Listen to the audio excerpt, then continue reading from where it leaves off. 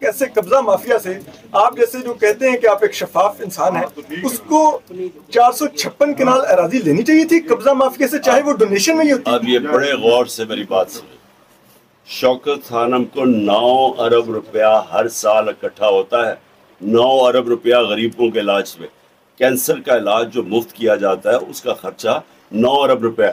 اب کیا مجھے پتہ ہے کون ڈونیشن دے رہا ہے؟ اس کے اندر ہر قسم کے لوگ ڈونیشن دیتے ہیں۔ کبھی بھی آج تک جو پیسے اکٹھے کرتا ہے چیریٹی کے لیے، وہ میں اپنی بزنس کے لیے تو نہیں پیسے اکٹھے کر رہا نا۔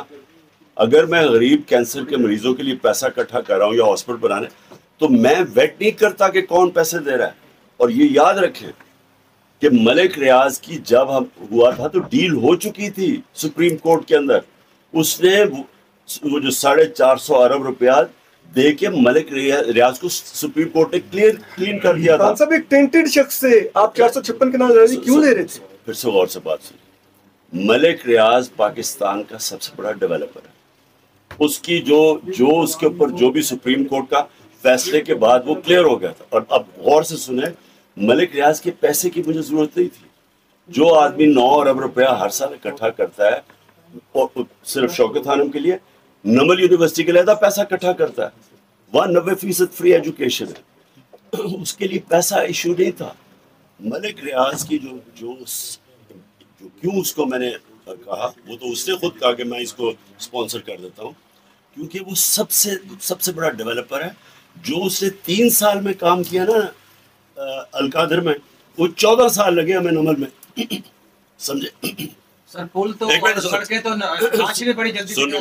میری غور سے بات سنیں، جب آپ چیریٹی کا کام کرتے ہیں، چیریٹی کا کام جتنا لمبا ہوتا جاتا ہے اس کا آپ کی کاسٹ بڑھتے جاتے ہیں۔ اس کی بات یہ ہے کہ وہ ڈیولپر، وہ جو 14 سال ہمیں لگے تھے، وہ 3 سال میں اسے کمپلیٹ کر دیا۔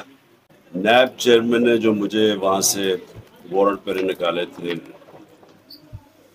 ہائی کورٹ کے اندر، اسلام آباد ہائی کورٹ میں، اور جس طرح انہوں نے مجھے میری توہین کی تھی ساری دنیا کے سامنے، ایک مجرم کی طرح مجھے وہاں سے اغوا کیا تھا۔ اب یہ پتہ چلا ہے کہ 2020 اپریل کے اندر مجھے کل منٹس میں نیب کی جو ان کی ایپیکس کمیٹی کی میٹنگ تھی، اس کے منٹس تھے جس کے اندر نیب کے جو آپریشنز کے ڈی جی آپریشنز تھے، ظاہر شاہ، جو اب وائس چیئرمین ہے نیب کے، پروسیکیوٹر جنرل وہاں بیٹھے ہوئے تھے، تو انہوں نے تب نیب کی جو پروسیڈنگ تھی، اور تب نیب چیئرمین کے، انہوں نے یہی جو کیس ہے القادر کا، اس وقت کیس تھا وہ جو ملک ریاض کی اگریمنٹ تھی این سی اے سے، نیشنل کرائم جو ایجنسی انگلینڈ کی ہے، اس میں یہ کیس بند کر دیا تھا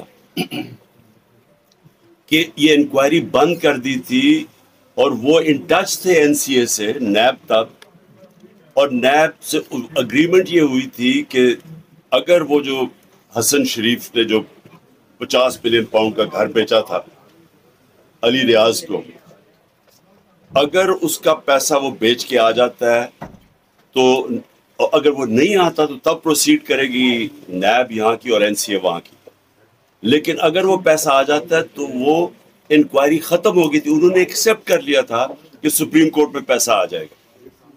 تو یہ میں صرف بتانا چاہتا ہوں کہ یہ بدنیتی دیکھیں کہ نیب کی انکوائری ہو گئی، کیس اور اس کے اوپر انہوں نے سیٹسفائی ہو گئے، وہ انکوائری بند ہو گئی، اور یہ جب آفتاب سلطان آئے، جب نیب کے چیئرمین، ان کو بھی زور لگایا گیا کہ عمران خان کے اوپر کچھ، انہوں نے ریفیوز کر دیا، پھر اس موجودہ نیب چیئرمین کو لے کے آئے، اس نے پھر وہ انکوائری کھولی، اور مجھے 3 گھنٹے جب نیب نے اس کے اوپر میرے اوپر پوری انہوں نے انکوائری کی اور میرے سوال جواب کیا، تو ان کو پتا تھا کہ یہ پہلے انکوائری بند ہو چکی ہے،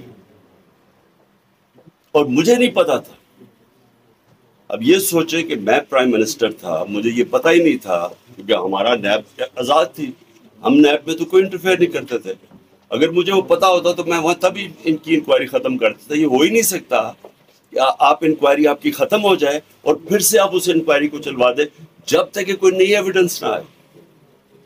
تو اس لیے میں نے پہلے ہرجانہ کیا ہوا ہے چیئرمین نیب کے اوپر. اب یہ میرا کیس فل پروف ہو گیا کہ اس نے بدنیتی کے اوپر سارا کیا تھا. اور یہ جو سارا القادر کا، اور یہ بھی میں بتا دوں کہ اب تک 3.5 سال میں 2 انہوں نے میرے پہ کرپشن کے کیس کیے. ایک ہے توشہ خانہ، وہ میں ثابت کروں گا انشاءاللہ جب جب ہیئرنگ پوری ہوگی کہ میرا ایک ایک چیز میں نے اس قانون کے دائرے میں لے کے کی. اور میں یہ بھی اب کہوں گا کہ کھولیں پہلے پیچھے جو چوریاں لوٹ مار ہوئی ہے. 4-5 گاڑیاں نکالی گئی ہیں توشہ خانہ سے، 3 BMWs، 1 مرسیڈیز اور 1 لیکسس، سب سے مہنگی گاڑیاں. 6.5 لاکھ کی نواز شریف نے مرسیڈیز لی ہے وہاں سے. خان صاحب